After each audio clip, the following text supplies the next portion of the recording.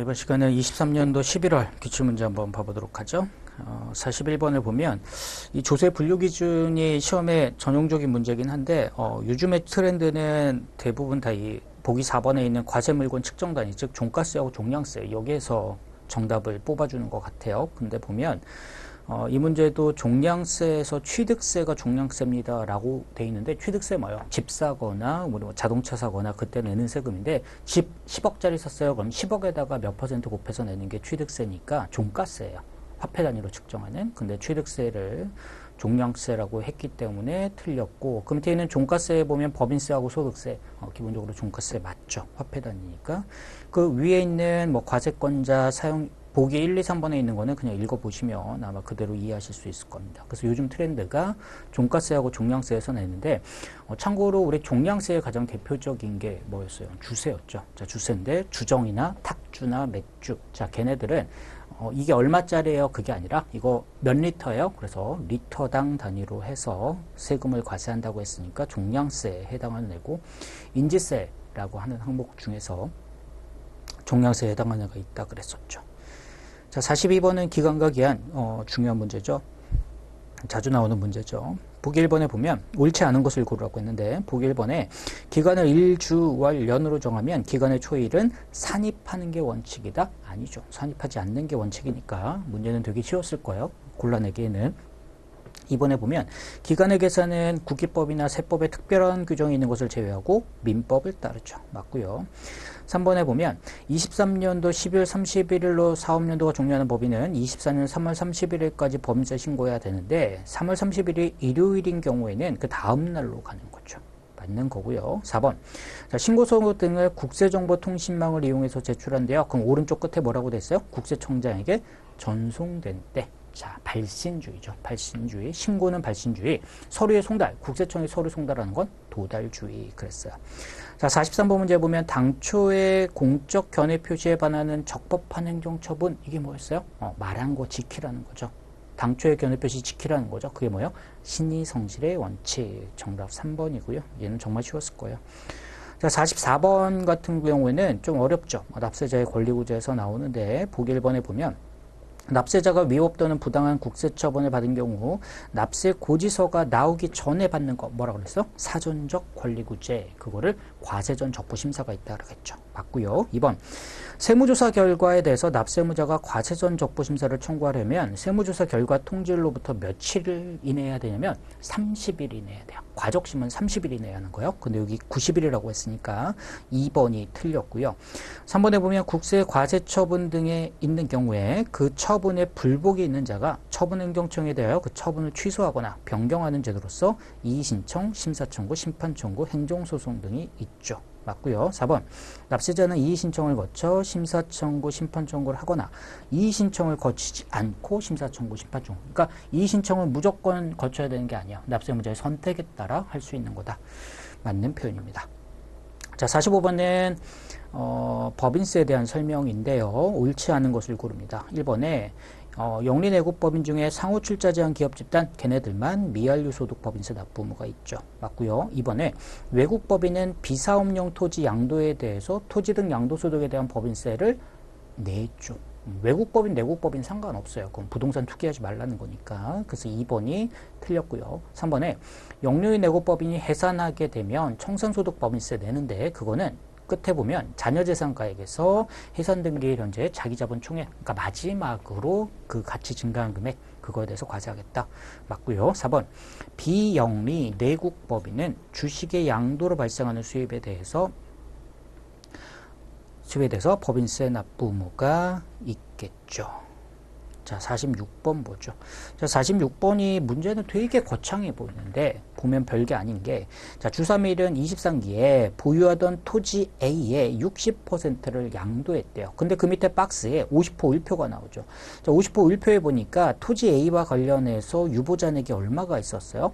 800만 원이라는 유보가 작년부터 넘어오고 있었어. 근데 그 토지에 몇 프로를 팔았어요? 60%를 팔았죠. 그러면 올해 뭐 해야 돼요? 추인해야죠.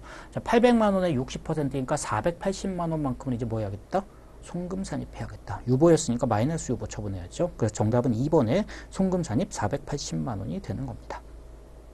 자, 47번에 옳지 않은 것 1번에 자기주식 처분이익은 입금 맞죠? 2번 보호모법에 따른 평가이익 입금 맞고요. 3번 전기송금으로 인정된 재산세가 환급되면 입금 맞고요. 4번 특수관계인인 개인과 법인으로부터 유가증권 적감이익. 자, 이 부당이익은요, 특수관계인은 개인으로부터 유가증권 샀을 때만, 법인은 상관이 없어요. 그래서 4번이 틀린 지문이죠.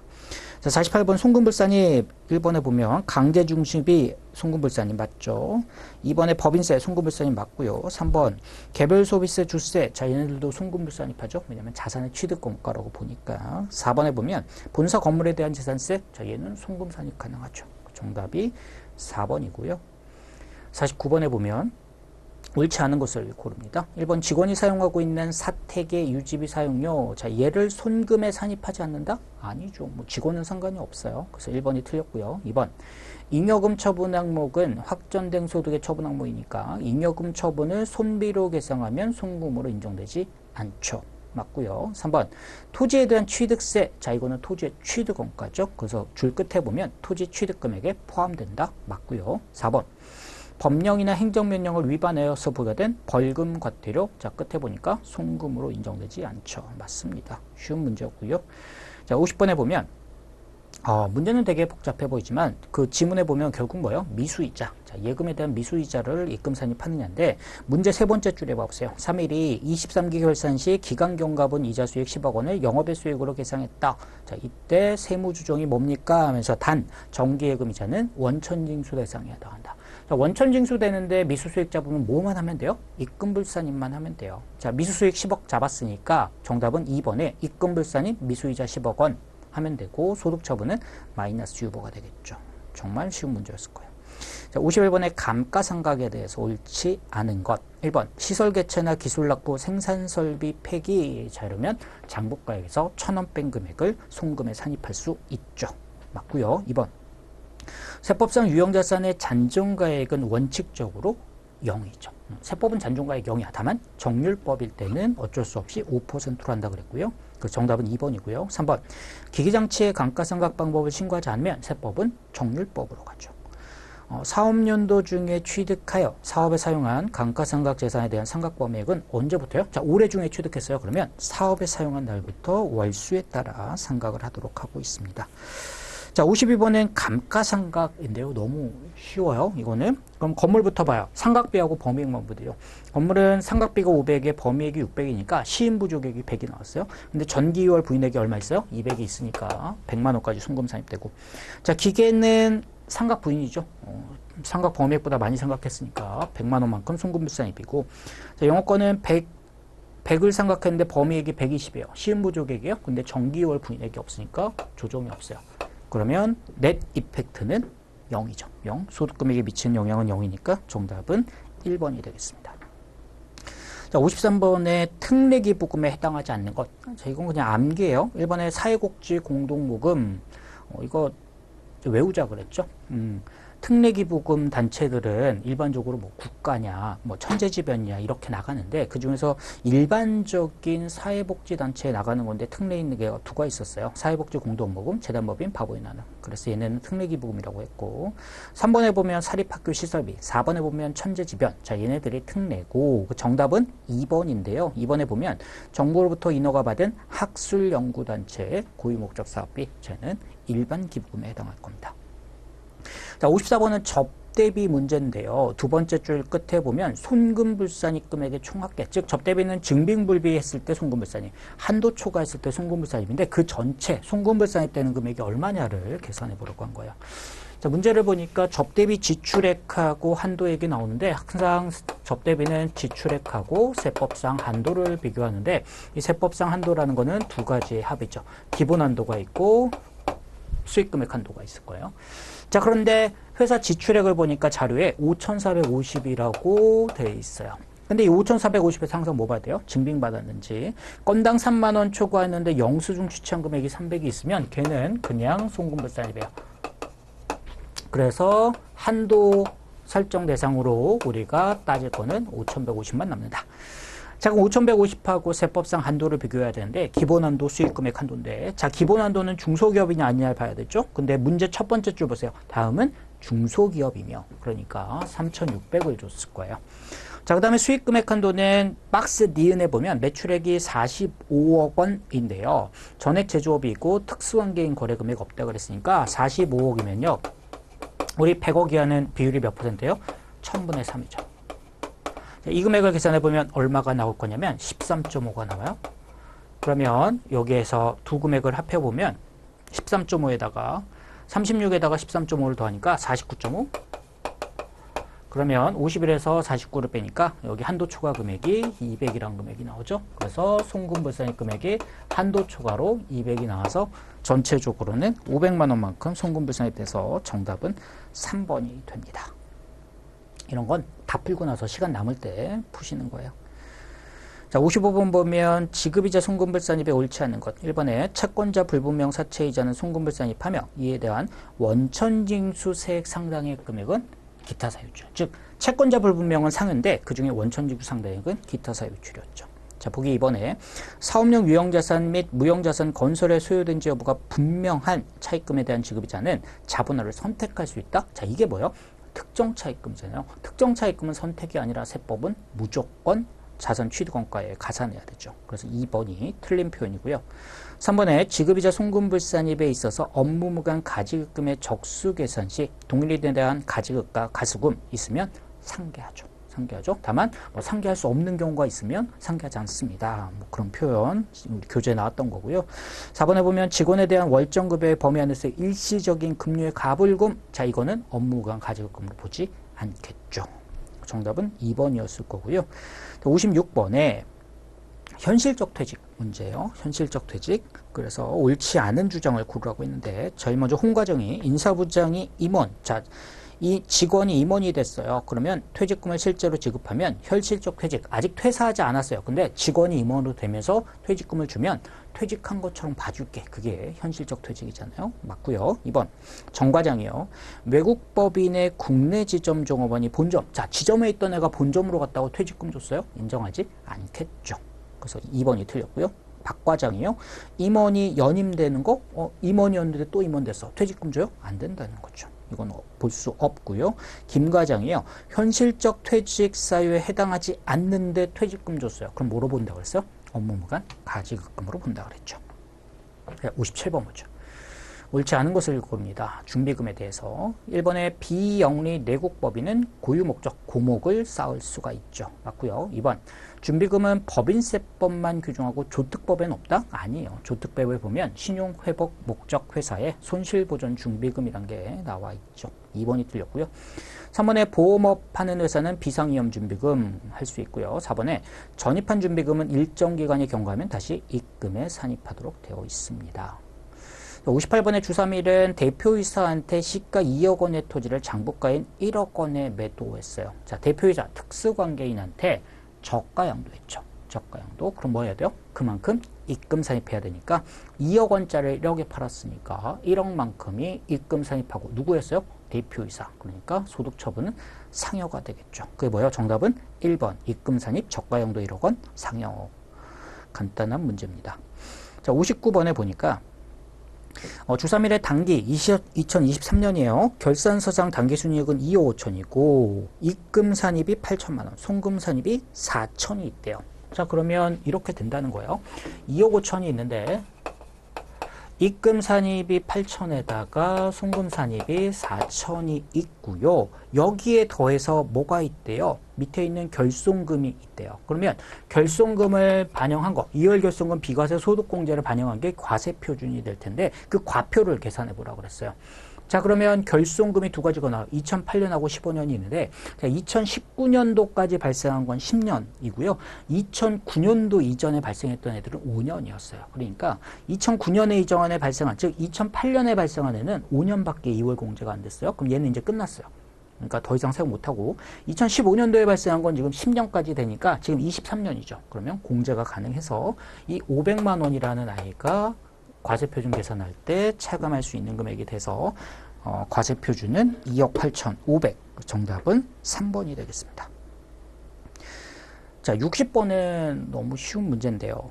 사업연도가 1월 1일부터 12월 31일 회사가 2023년도에 대한 법인세 신고를 언제까지 해야 되냐? 법인세는요, 사업연도 종료일이 속하는 달의 말일로부터 3개월까지죠. 그러니까 23년 12월 31일 날 사업연도가 끝났으면 그때부터 3개월이니까 24년도 3월 31일. 그 정답은 2번이겠죠. 자, 61번의 소득세법 옳은 것을 고르라고 했죠. 소득세법의 과세기간은 1번에 과세기간은 1월 1일부터 12월 31일인데 사업자인 경우에는 1년 이내 기간으로 정하여 신고할 수 있다. 자주 나오는 틀린 표현이라고 했죠. 소득세는 그냥 무조건 1월 1일부터 12월 31일이에요. 선택을 인정하지 않아요. 1번 틀렸고요. 2번 개인 단위 과세가 원칙인데 부부는 합산한다? 아니라 그랬죠. 3번 비거주자는 국내외 원천소득, 비거주자는 국내 원천만 과세하죠. 틀렸고요. 4번 일용근로자는 원천징수로 납세의무 종결하는 분리과세 대상이 됩니다. 정답은 4번이고요. 62번에 금융소득 수입시기 옳은 것을 고르랍니다. 자, 1번에 무기명 공채. 자, 무기명 누군지 몰라. 그러면 지급해야 알겠죠? 그래서 지급받은 날이에요. 그래서 1번 틀렸고요. 2번 보통 예금이 이자 발생일이냐? 아니에요. 일반적인 이자 수익은 지급받은 날이에요. 2번도 틀렸고요. 3번에 저축성 보험의 보험 차익. 자, 그거는 보험금의 지급일. 3번은 맞습니다. 정답이 3번이고 4번에 인정배당. 자, 인정배당 뭐였어요? 인정배당은 결산 확정일이죠. 결산 확정. 자, 63번에 보면 사업소득에 대해서 옳지 않은 것. 1번에 개인사업자가 재고자산을 가사형으로 쓰면 총수익 금액을 산입합니다. 맞고요. 2번 개인사업자가 출자금을 인출하는 거 가지급금 인정해서 계산하지 않죠. 출자금 언제든지 개인사업자는 가져다 쓸 수 있어요. 3번에 복식부기에 의무하지 않은 부동산을 제외한 사업용 유용자산 초혼손익을 사업소득에 포함합니다. 맞죠. 복식부기가 아니면 간편정부라면 안 했겠지만 복식부기는 사업용 유효자산 처분손익도 사업소득에 포함이 됩니다. 4번에 1주택을 소유한 자의 주택임대소득 원칙적으로 비과세죠. 다만 고가주택은 과세래요. 근데 주택임대소득 한 다음에 가로에 기준시가 12억을 초과하는 주택을 포함한다고 돼 있어서 틀린 거야. 제외해야죠. 걔는 과세예요. 64번에 보면 근로소득 금액을 계산하라고 그랬어요. 자, 근로소득 금액은 총급여에서 근로소득 공제를 차감해야 되니까 거기까지 쭉 가야 되는 거라서 쉽지 않은 문제였을 거예요. 자, 그러면 먼저 총급여를 구해보죠. 총급여는 월급여가 300이니까요. 자, 300인데 12개월 동안 받았으니까 3,600이 일단 생겼어요. 자, 근데 이 3,600에는 상여, 자가운전, 식사대는 포함되지 않은 거예요. 자, 그럼 여기다가 이제 상여랑 이런 것들을 둬야 되는데, 자, 상여가 350%. 자, 월급여기 300인데 350%가 나왔으니까 3.5를 곱하면 10.5가 상여로 잡혔을 거고요. 실비변상의 자가운전 보조금을 월 25만 원 받았으면 20만 원까지 비과세니까 0.05에다가 12개월 하면 60만 원이 잡혔을 거예요. 그 다음에 식대가 월 20만 원이었으면 밥을 안 주고 돈만 줬대요. 근데 월 20만 원 받았으니까 식대는 포함되는 금액이 없어서 그럼 총급여가 얼마일 거냐면 4,710만 원이에요. 여기에서 근로소득 공제를 차감을 해야 되는데 공제는 어떻게 계산하면 돼요? 밑에 나오죠. 4,500에서 1억일 때는 1,200에다가 그 다음에 4,500 초과에 5%니까 47.1을 4,500 초과한 거에 5%인 거잖아요. 자, 이렇게 해서 공제금액 계산해 보면 12.105가 나와요. 그러면 근로소득 금액은 3,499만 5천 원. 그래서 정답이 2번이 됩니다. 조금 어려우셨을 거예요. 자, 65번의 기타소득 문제인데요. 다음은 거주자 김삼희 씨의 기타소득인데 기타소득에 대한 필요경비로 공제 가능한 최대 금액은 얼마입니까? 이렇게 물어봤어요. 자, 기타소득은 필요경비가 실제 발생한 비용인데 일정 비율을 경비로 인정해 주는 게 있으니까 항상 둘 중에 큰 곳까지 갈 수 있어요. 처음에 나오는 계약의 위약으로 인한 주택입주 지체상금. 자, 주택입주 지체상금은 80%까지가 되죠. 자, 근데 수익이 600인데 80%면 480만 원까지 비용 인정이 돼요. 근데 실제 경비 얼마였어요? 400. 그럼 여러분 같으면 얼마 하겠어요? 당연히 480까지 되니까 480을 인정했을 거고요. 두 번째, 신문의 기관 원작자료의 대가. 자, 원고료 받았어요. 원고료는 몇 프로냐면 60%짜리잖아요. 그러면 1,000만 원에 60%니까 600을 해주는 거예요. 근데 600을 무조건 하는 게 아니라 실제 발생한 경비가 있으면 그걸 뺄 수가 있죠. 근데 실제 발생한 경비가 700이면 여러분 같으면 당연히 700을 빼야죠. 600을 빼는 게 아니라. 다수가 순위 경쟁하는 대회, 자, 이 상금의 경우에는 80%까지 필요경비 인정되죠. 자, 300인데 80% 하면 240이잖아요. 근데 실제 발생 비용 얼마요? 100만 원. 그럼 실제 발생 비용이 아니라 240까지 뺄 수 있으니까 240을 빼게 되면 필요경비가 1,420만 원까지 되겠죠. 정답이 4번이에요. 자, 66번. 자, 인적 공제 금액을 계산한 내용 중에 옳지 않은 것은, 자, 이 문제는요, 근데, 문제를 풀 필요가 없는 게, 보기 2번 해보세요. 경로 우대 공제액이 150만 원이라고 돼 있죠. 우리 경로 우대가 한 사람당 얼마요? 100. 근데 150이란 금액이 나올 수가 있어요? 없어요. 그러니까 그냥 정답은 2번이에요. 이렇게 해서 풀 수 있지만, 기본적으로 전체적인 내용을 풀었을 때는 어떨지 한번 좀 보여드리면 이랬을 거예요. 하나씩 가야 되죠. 거주자 본인. 자, 본인은 무조건 돼요. 그 다음에 배우자를 봤더니 배우자는 연령은 안 보지만 소득은 봐야 돼요. 근데 소득이 총급여가 500이면 500까지는 가능하죠. 500까지는 가능한데 뭐 장애인인가요? 봤더니 아니야. 경로우대인가요? 아니야. 자, 모친을 보죠. 모친은 나이 돼요. 소득 없으니까 가능해요. 근데 몇 살이에요? 81세니까 경로우대가 가능해겠죠. 혹시 장애인인가요? 봤더니 장애인은 없어요. 자, 장남을 봤더니 24살이에요. 24살이면 안 되네 라고 봤더니 뭐래요? 장애인이야. 장애인은 연령은 안 보기 때문에 그럼 가능해요. 그러면 소득이 없어야 되는데 소득이 없어. 그러면 되는 거죠. 동시에 뭐였어요? 장애인 공제가 가능하다는 거예요. 그 다음에 장녀를 보면 20세 이하요. 소득 없어요. 가능한 거죠. 자, 그래서 기본공제를 보면 5명이니까 750만 원이 나와서 보기 1번에 기본공제가 750 맞고요. 3번에 보면 장애인 공제 있다고 그랬죠? 자, 우리 장애인 공제로 200만 원 받을 수 있었을 거고요. 아마 경로우대 공제는 얼마 받을 수 있어요? 100만 원 받을 수 있었을 거예요. 근데 거기에 보기 2번에 보면 경로우대가 150이라고 됐으니까 틀린 거는 보기 2번이 될 거고요. 4번에 보면은 부녀자 공제는 0원입니다. 자, 이 표현도 조금 생소하셨을 텐데 부녀자 공제는 종합소득이 3천만 원 이하일 때만 가능해요. 근데 위에 자료 보면 거주자 김성실 씨의 근로소득 금액이 지금 얼마라고 잡혀있냐면 1억 원이 잡혀있기 때문에 부녀자 공제는 적용이 불가능했을 겁니다. 67번이요. 옳지 않은 설명을 고르라고 했어요. 처음에 김서울이가 저는 근로소득자인데 저는 위한 의료비뿐만 아니라 배우자 직계존속, 직계비속, 자, 이런 부양가족을 위해 지출한 의료비도 모두 공제 대상입니다. 맞죠? 두 번째 이경기 씨가 그렇군요. 저도 근로소득자인데 올해 연말정산할 때 특별세액공제 신청서를 제출하지 않았대요. 나 보험료, 의료비, 교육비 이런 거 얼마야? 이걸 제출하지 않았어요. 그때 하는 게 뭐예요? 표준세액공제 13만 원 할 수 있죠. 맞고요. 자, 박부산 씨가 네, 맞아요. 저는 근로소득이 없고 기타 소득만 있어서 항목별 특별세액공제를 적용받지 못해서 아쉽네요. 맞아요. 항목별 공제는 근로소득자만 가능하죠. 맞고요. 조대전 씨가 정말 아쉽군요. 저는 둘째 아들을 위해 일반 대학 등록금을 지출했는데 아들이 소득은 없지만 20세가 넘었기 때문에 교육비 세액공제 받을 수 없었어요. 이거는 잘못한 거죠. 자, 교육비 공제는 뭐가 있었어요? 연령 요건과 소득 요건에서 연령은 상관이 없어. 그러니까 우리 기본공제 150을 따질 때는 연령 요건, 소득 요건 둘 다 충족할 때만 기본공제를 받지만 그 부양가족을 위해 지출한 교육비, 이걸 공제 대상인지 판단할 때는 연령은 안 봐. 소득이 없는 사람을 위해 지출한 교육비가 있으면 가능하다라는 거죠. 그래서 정답은 조대전 씨가 잘못된 표현이니까 4번이 될 거고요. 자, 68번에 옳지 않은 것이요.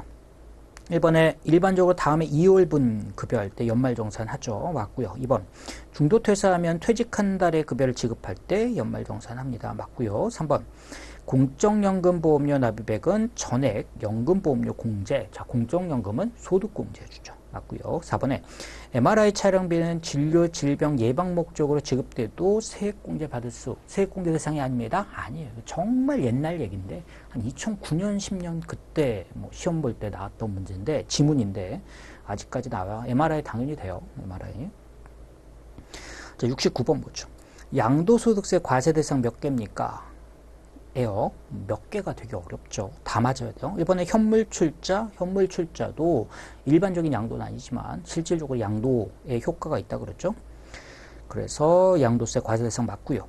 두 번째, 건물의 무상 이전은 상대방이 증여세 내는 거예요. 그러니까 아니고요. 3번, 임대하던 점포를 양도, 뭐 했어요? 점포를 양도, 부동산을 양도했죠. 맞고요.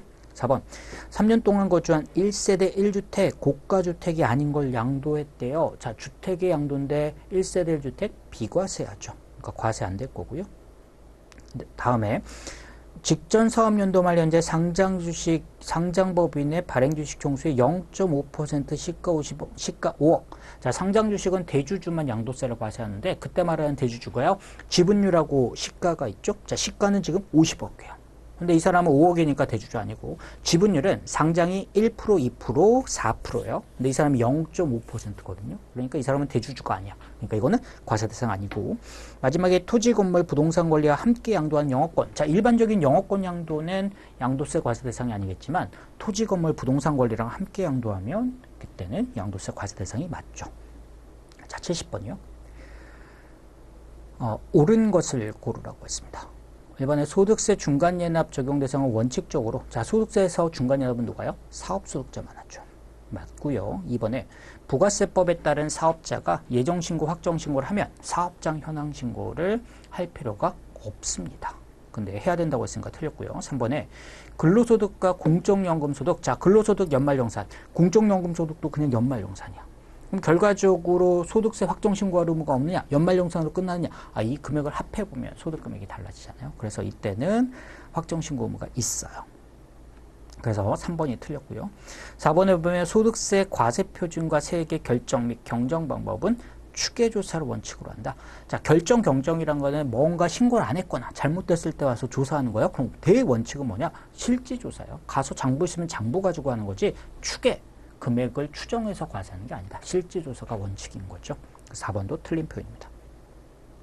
자, 71번에 옳은 것. 1번에 부가세는 원칙적으로 모든 재화 용역 과세로 하는 일반 소비세입니다. 맞고요. 2번 납세 의무자와 담세자가 일치하는 직접세 아니죠. 3번 부가세는 일정 기간 동안 사업자가 공급한 매출액에서 매입액을 차감해서 부가세 아니죠. 매출세액에서 매입세액을 빼야죠. 4번 부가세는 2단계 초과누진세율 단일의 비례세율이죠. 10% 단일세율이에요. 자, 문제 72번에 옳지 않은 것. 1번에 사업자가 되기 위해서는 영리목적 유무와는 무관하다. 맞고요. 2번 사업자에 해당하더라도 사업자 등록을 하지 않으면 부가세 납세 의무가 없다. 이것도 우리 재경사에서 자주 나오는 거죠. 그러면은 뭐 사업자 등록 안 하면 부가세 안 내도 되겠네요. 그러니까 틀렸어요. 3번 면세사업자는 부가세법의 적용을 받지 아니하므로 매출세액을 거래징수할 필요 없으며 여기까지 맞죠? 매입세액을 공제받을 수도 없다. 여기도 맞죠. 그래서 맞는 표현이에요. 4번 과세사업자에 해당하더라도 면세대상 재화용역을 공급하면 부가세가 면제된다. 내가 과세사업자야. 근데 이번에 토지를 팔았어. 그럼 토지는 당연히 면세인 거예요. 면세대상은 누가 팔아도 면세인 거예요.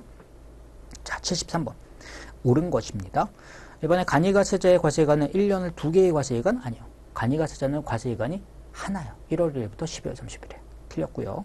2번 폐업자는 폐업일이 속하는 과세기간 개시일로부터 폐업일이 속하는 과세기간 종료일까지 아니요. 폐업일까지죠. 틀렸고요. 3번 신규 사업자가 사업 개시 전에 사업자 등록을 신청하면 사업 개시일로부터 아니에요. 등록 신청. 그러니까 사업 개시하기 전에 등록 신청했으니까 등록 신청했을 때부터를 최초 과세기간으로 봐줘야죠. 4번에 간이가세자가 간이가세를 포기함으로써 일반과세자가 되면 그 적용을 받고자 하는 달의 전달 마지막 날까지 간이가세 포기 신고를 해야 합니다. 4번 지문은 좀 지엽적인 지문이기는 한데 요즘에 뭐 시험 지문 한 번씩 나와요. 그러니까 눈에 좀 익혀놓으면 될 것 같다 생각이 들고요. 74번에 주사업장 총괄 납부로 옳지 않은 것. 1번 법인의 지점은 주사업장이 될 수 없나요? 있어요. 이거 자주 나오는 질문이죠. 2번 사업장이 2 이상인 사업자가 주사업장 총괄 납부를 하려면 과세기간 개시 20일 전에 주사업장 총괄 납부 신청서를 제출해야 되죠. 맞고요. 3번 주사업장 총괄 납부는 총괄 납부할 과세기간 개시일로부터 적용하는 거고요. 당연한 거고요. 4번 주사업장 총괄 납부를 해도 사업자 등록은 각 사업장마다. 이것도 맞는 표현입니다. 75번에 보면 옳지 않은 것을 고릅니다. 1번에 광고 선전 목적으로 불특정 다수인에게 하는 거 이건 재화 공급에 해당하지 않죠. 근데 해당한다고 했으니까 1번 틀렸고요. 2번 사업자가 자기 생산한 재화를 대가 없이 사용인의 개인적 목적으로 공급하는 것 과세 대상이죠. 간주 공급에 해당한다 그랬죠. 3번 과세 사업을 위해 취득한 거를 면세 사업에 전용하는 것 과세 대상에 포함하죠. 면세 전용. 4번 고용관계에 근로 제공하는 것. 자, 이거는 용역의 공급으로 보지 않습니다. 그 정답은 1번이었을 거고요. 자, 76번에 옳지 않은 것. 1번의 간주 공급 중에서 사업상 증여는 재화를 증여할 때가 공급 시기입니다. 사업상 증여니까 증여했을 때 맞고요. 2번 폐업 시 잔존 재화의 공급 시기는 폐업일이 되고요. 맞습니다. 3번 내국 신용장 공급 시기는 선적일이다? 아니죠. 내국 신용장은 국내 사업자 간의 거래니까 인도한 날이에요. 이게 틀린 표현으로 자주 나와요. 3번이 정답이고요. 4번 공급단이 구획할 수 없는 걸 계속적 공급. 이건 뭐라 그랬어요? 대가의 각분을 받기로 한 때. 문제 77번이 뭐 난이도 강이죠. 왜냐하면 재경사에서 안 다루던 내용이에요. 근데 이제 시험 지문으로 한 번씩 나와요. 이거는 맘먹고 틀리라고 내시는 문제예요. 틀리라고 내는 문제인데 일단 설명은 드리는데 제 목적은 이걸 풀라는 게 아니라 나중에 나오면 이거 봤던 건데 하고서 기계적으로라도 계산할 수 있으면 될 것 같아요. 우리 겸용주택의 임대에서 주택하고 상가를 임대한다고 봐요. 그럼 주택의 임대는 면세, 상가 임대는 과세잖아요. 과세라고 할 때 다만 겸용주택이라고 그래서 한 공간 안에 주택하고 상가가 같이 있는 걸 한 번에 같이 임대한 거야. 자, 그랬을 때 이거에 대해서 부가세를 어떻게 과세할 거냐? 주택의 면적이 더 크면요, 점포보다 큰 것 같으면 전부를 다 주택의 임대로 봐줘요. 그래서 경우 1을 보세요. 케이스 1을 보면 주택이 60이고 점포가 30이라고 했잖아요. 자, 주택이 60이고 상가가 30이에요. 그러면 주택의 면적이 지금 훨씬 더 크잖아요. 그러면 전체를 다 주택을 임대한 걸로 봐서 면세를 해주겠다는 거예요. 그래서 케이스 1번에 면세되는 건물은 얼마가 될 거냐? 90이 된다는 거예요. 90 전체가 다 면세되는 건물이다. 그러면 그 토지는 뭐냐? 자, 이 상가가 있는 이 앞에 만약에 토지가 있다고 봐요. 부속 토지가 있다고요. 토지가. 그럼 토지가 지금 600이 있다고 그러는데 이 600이라는 거 부속 토지, 항상 부동산이란 건 토지랑 건물이 같이 있는 거니까 그걸 임대해 준 거니까 그럼 이 주택에 있는 이 토지에 대해서도 전체에 대해서 다 면세를 해줄 거냐? 그건 일정 한도가 있어요. 일반적으로 5배예요. 5배. 그러면 5배라는 거는 지금 우리가 면세하는 건물의 면적이 90이니까 여기에 5배를 곱하면 450이 지금 나올 거란 말이에요. 그래서 부수 토지는 450이지만 면세되는 금액은 면세되는 면적은 5배인 450까지가 면세되는 거여서 면세되는 토지, 케이스 1에서 면세되는 토지는 450이 나와요. 자, 근데 케이스 2번에 보면 무슨 얘기가 나오냐면 이때는 이렇게 돼 있대요. 주택하고 상가를 나누는데 얘네는 주택이 30이고 상가가 60이 돼버리면 상가 면적이 더 커요. 그럼 과세되는 게 크다 보니까 이때는 면세라고 볼 수 있는 거는 여기 주택 부분만 면세로 봐줄게요 라고 해서 면세되는 건물은 30이 돼요. 케이스에서 면세 건물은 얼마요? 30이 된다는 거예요. 자, 그 다음에 이 경우에도 앞에 지금 토지가 있었는데 토지가 얼마가 있냐면요 600이라는 토지가 있는데 이 중에서 얼마를 면세할까요? 라고 하면 이 한도는 둘로 좀 나눠야 돼요. 어떻게 나누냐? 자, 이 600이라는 거는요, 이 전체 건물에 지금 부속되어 있는 거니까, 이 중에서 이 주택에 부속되어 있는 면적은 얼마인 거예요? 600 중에서 전체 90 중에 30에 해당하는 게 주택에 귀속되어 있는 면적이잖아요. 그래서 이렇게 계산을 한번 해보시면, 이렇게 계산하시면 200이 나올 거예요. 자, 이 면적하고, 주택 면적이 아까 5배까지가 면세되는 면적이라고 그랬잖아요. 그러면 주택의 면적이 지금 30이다 보니까 거기에 5배를 하면 150까지가 면세되는 한도가 나와서 결과적으로는 주택에 해당하는 자, 이 토지 중에 주택에 해당하는 토지가 200인데 200을 전부 다 면세할 수 있느냐? 아니다.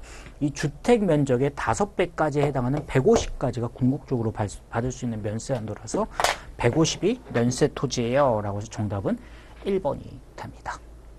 어렵죠? 이 문제는 맞추라고 낸 문제는 아니에요. 자, 78번에 보면 이 문제가 좀 주의해야 될 문제예요. 나왔을 때. 자, 제조업을 영위하는 일반 과세자 주 3일에 다음 자료를 이용해서 2기 예정 신고 기간, 그러니까 7월부터 9월까지죠. 그 기간에 부가세 과세 표준을 계산해 보라고 했어요. 자, 그래서 세 가지 거래가 나오는데 첫 번째 23년 7월 10일 날 제품 A를 1200에 판매하고 대금은 7월 말부터 매월 말일에 100만 원씩 12회에 나눠서 봐요. 이게 뭐예요? 장기 할부처럼 보이는데 장기 할부는 어떤 조건이 돼야 돼요? 대가를 2회 이상에 걸쳐서 나눠받고 어떨 때요? 인도일의 다음 날로부터 최종 할부금까지가 1년이 넘어야 돼. 자, 근데 이거 단순하게 생각해보면 100만 원씩 12개월에 걸쳐서 나눠서 받으니까 12개월, 1년이 넘을 것 같은데 한번 따져보세요. 인도한 날짜가 언제예요? 23년 7월 10일 날 팔았잖아요. 그러니까 인도한 날의 다음 날은 23년도 7월 10일이에요. 11일. 자, 이때부터 최종 할부금이 언제 들어오겠어요? 자, 할부금을 7월 말부터 받는데요. 자, 그러면 7, 8, 9, 10, 11, 12. 자, 6개 받았죠? 그럼 24년도에 끝나는 할부금은 24년 6월 30일 날 끝나는 거야. 자, 그러면 이때부터 이때까지 기간이 1년 넘었어요? 안 넘었어. 그러니까 얘는 장기 할부가 아닌 거예요. 장기 할부가 아니에요.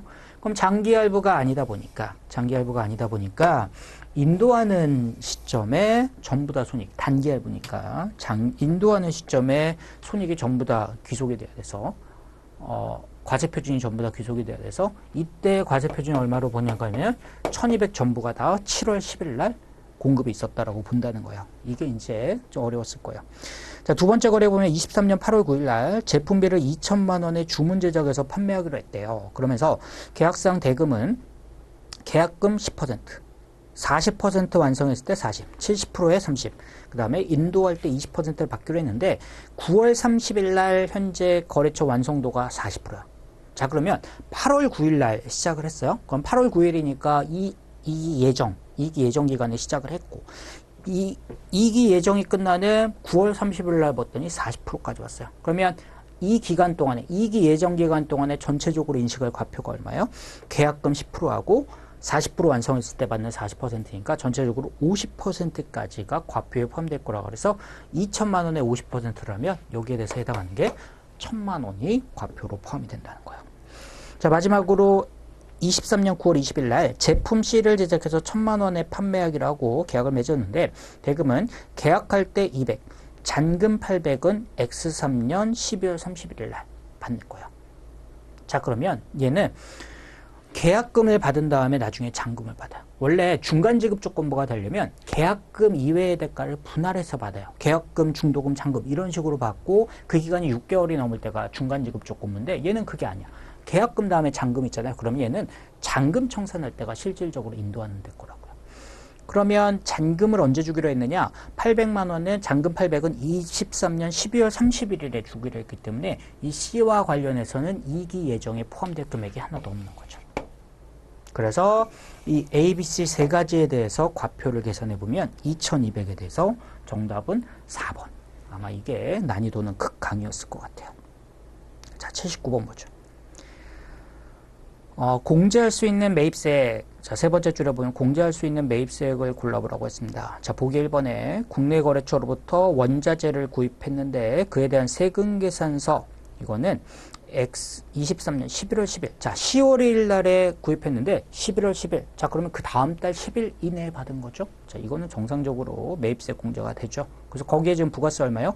500만 원 차이는 매입세 공제가 500만 원은 된다는 거고요. 자, 자료 2번에 보면 명절 선물. 자, 이거를 거래처 접대. 자, 이거는 매입세 공제 안 되겠죠. 3번에 보면 직원들의 작업화. 회사 업무에 필요한 작업화를 구입하면서 부가세가 60만 원이 있었어요. 공제될 거고요. 4번에 직원한테 줄 명절 선물. 자, 직원들한테 주는 거는 복리후생이에요. 거래처는 접대비겠지. 기업 업무 추진비겠지만. 그래서 거기에 대한 부가세가 40만 원이 있었대요. 그러면 매입세 공제 가능한 금액이 600만 원. 그래서 정답은 3번이 됩니다. 자, 마지막 80번을 보면 옳지 않은 것을 고릅니다. 1번 사업자는 각 예정신고 또는 과세기간이 끝나 후 25일 이내에 부가세를 신고해야 되죠. 맞고요. 2번 일반 환급세액은 확정신고 끝난 다음 며칠이네요? 30일 이내고 조기환급은 15일 이내에 주죠. 그래서 2번에 20일 이내니까 틀렸고요. 3번에 조기환급은 신고기한 경과 후 15일 이내에 환급하니까 맞는 표현이고요. 4번에 당해기과세 기간 중에 대손이 발생하였거나 대손금이 회수되면 확정신고 때 대손수익을 간과한다. 자, 대손세액 공제 또는 대손세액을 가산하는 것은 확정신고 단위로만 한다라고 했었습니다. 그 정답은 2번이 되겠습니다. 23년도 11월 기출풀이는 여기까지 해서 마무리하겠습니다.